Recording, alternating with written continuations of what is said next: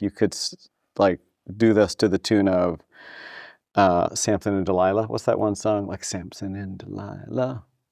Do you know which one I'm I talking don't about? know that one. Sitting in a tree.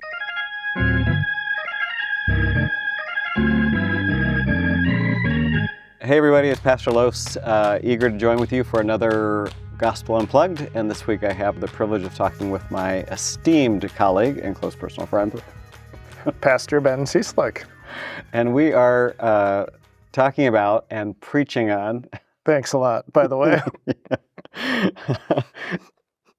It's a great story. It's a weird story. One of the weirdest stories in Acts, which is saying a lot because Acts has a couple of kind of weird stories. So let's just get into it. The theme, of course, we're continuing our summer series Against All Odds, talking about how the church spread from this very small community and in many ways oppressed or certainly disadvantaged, and yet against all odds becomes the church that we're still and now a part of. So this is the story of Ananias and Sapphira. And it is told mainly in chapter 5, but just to set the context, we'll read chapter 4, verse 32, and then we'll jump to chapter 5.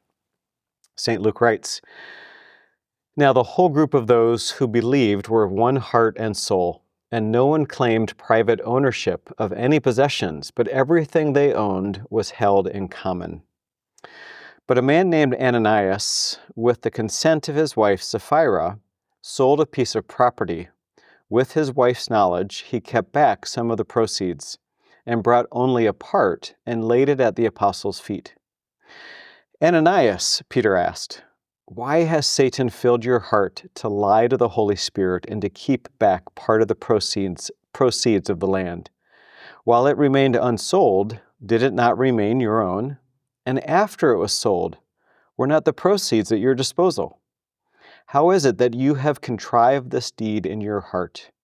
You did not lie to us, but to God.' Now, when Ananias heard these words, he fell down and died, and great fear seized all who heard of it. The young men came and wrapped up his body, then carried him out and buried him. After an interval of about 3 hours, his wife came in, not knowing what had happened. Peter said to her, 'Tell me whether you and your husband sold the land for such and such a price.' And she said, 'Yes, that was the price.' Then Peter said to her, 'How is it that you have agreed together to put the Spirit of the Lord to the test? Look, the feet of those who have buried your husband are at the door, and they will carry you out.' Immediately she fell down at his feet and died. When the young men came in, they found her dead, and so they carried her out and buried her beside her husband, and great fear seized the whole church and all who heard of these things." Oh, come on. This is like almost preaches itself. Does it? Does it really now? Maybe we'll just all focus on let's see. The second part of verse 9. Look, the feet of those who have buried your husband are at the door. To carry you out as well. Yeah. Oh, okay. I mean, it is, I guess what I struggle with is, like, there is a way to read this very ominously and very threateningly. Like, follow what the church says or else. And I think if you read it, just... That's the way I'm preaching. Good. I'm sure our stewardship budget will just... Do this in your bachelor's. Yes. I don't think that works today. No. And I think if you read the whole chapter that we read, just in isolation of like those 11 verses, you can get there pretty easily. But I think that first verse that you read of 32 helps contextualize it. Helps. Mm-hmm. But there's a sense in that verse that this community of folks who have been swept up in the Spirit's activity, swept up in the preaching and miracles of these disciples and followers of Jesus, are deciding to do something differently, are making a choice together to live with a different kind of intention. And I think that's what sort of at least softens what happens to these two who are kind of trying to keep one foot in each world, maybe. or a foot in each camp. And I think that's what I find helpful to think about. It's like, are you in? Are you really in? Mm-hmm. And maybe it's this encouragement to be all in. Yeah. Intentional community is hard. Mm-hmm. There have been a couple times in my life where I've been exposed to that, immersed in intentional community for a brief period. And early in the week, I would kind of romanticize it. Or no, I wouldn't I would be aware of how splendid it was in some ways, how beautiful things are shared in common. And twice I was invited to sort of join that intentional community. But by the end of the week, I was like, intentional community is hard Mm-hmm. because you share everything. Yeah. What you have, what you can do, your work, your emotions, it is a very different way of living, and it's very demanding. And I think that is one element. They have entered into a much more organic, communal, holistic way of being, but these two, not really. The other thing that I play with that I don't know for sure is if it's an accurate or fair interpretation in the larger book, because Luke's pretty clear and pretty dramatic in his recounting of the Acts of the Apostles, both the wonderful things, they all, I mean, it's somewhat idealized, or it feels rather idealized, but also consequences. I mean, it is a dramatic telling of the early Christian church. Right. But what I'm always struck by as I read this, is it that they held something back from the community? Or is it that they deceived the community intentionally? I think Peter's words are really interesting to play with. As long as it was unsold, isn't this your property? And when you sold it, wasn't it yours to choose how to dispose of it? Then why did you lie to us? So there's this kind of interesting, I mean, I don't know if, given verse 32, they had no ownership, held everything in common, it all would it have been all right to say, we feel we can give this amount, or we want to give some, I don't know for sure, but I am struck by, it's not so much that the issue is kind of a fraud, like a financial fraud, but almost a psychic soul fraud. It is the deceit. And then the question to his wife, because what they do, they sell the property and they say, we got this much for it, so this is what we're giving. When really, they got this much more. Yep. And Peter asks Sapphira, did you sell this for such?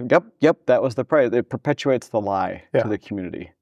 And so is that then what drives this kind of harsh consequence, or is that the rot at the core of the story?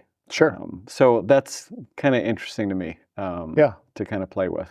And I think that does sort of speak to the heart of what the early church, what the church is trying to be, is a different kind of community in terms of its interactions with one another. One that is marked by honesty and transparency and generosity and kindness and love, and to go behind somebody's back and say, no, we're good. This is all of it. This is all we have. Like it feels like you are trying to be in but not. Yeah. Committed but not. So. Yeah, that there's a trust and a deceit that kills, whether metaphorically or actually. Right. And I think what I struggle with in the story is less what happens here, because again, that's kind of the way Luke tells Acts. Big ups, big downs. Real big downs. Especially if you're Ananias or Sapphira. Correct. But what I kind of struggle with is the idealizing makes it hard for me sometimes to imagine what that really looks like, because we don't hold all things in common, and even the most generous of us has a pretty strong stake in personal property, and we make mistakes and are not honest with those even that we're in closest relationship with, and so I guess ultimately, although that doesn't seem to run true to Luke's account here, I take some comfort in the fact that the church, if it ever was this, it never has been since. And there's something kind of comforting about that. My first congregation, a woman who was a really faithful, active member there told me about a trip she had taken in college to a monastery in Egypt. And she was so excited by this idea of monastic community. And they arrived that night, and she'd been looking forward to this part of the study abroad for ages. And then got there in the chapel and the reverence of the brothers and everyone. And she was just kind of like, oh, I've arrived. This is who I want to be, where I want to be, the kind of life I want to lead. And then the first night after they had chapel, they were directed to their rooms. And her room, the path there took her past the kitchen. And she heard two of the brothers who had just been singing evening prayer, arguing about whose turn it was to do the dishes. Right. And she said I was both utterly deflated and then almost immediately kind of comforted. Like, even here, we're still people. Yeah. And we can still offer ourselves to God, flawed as we are. We can still be accepted by God, flawed as we are. Yeah. So maybe I'll really go with something more like that. All right. Each week we ask a question or two to get our folks thinking with us as we approach Sunday morning. What questions do you have for us? I think the first one would be just how do you figure out what is yours? I mean, as people of God, I think we want to claim and celebrate that much, if not all, of what we've been given is a gift entrusted to us by God. And so when you think about what is yours, how do you figure that out? How do you prayerfully discern what is yours, what is to share, those kinds of things? I feel like this kind of story invites us to just consider, how do you do that? Absolutely. I'm a huge believer in that, as I know you are, the concept of stewardship. We are stewards of things that are ultimately God's. Do I really believe that, or do I act that way?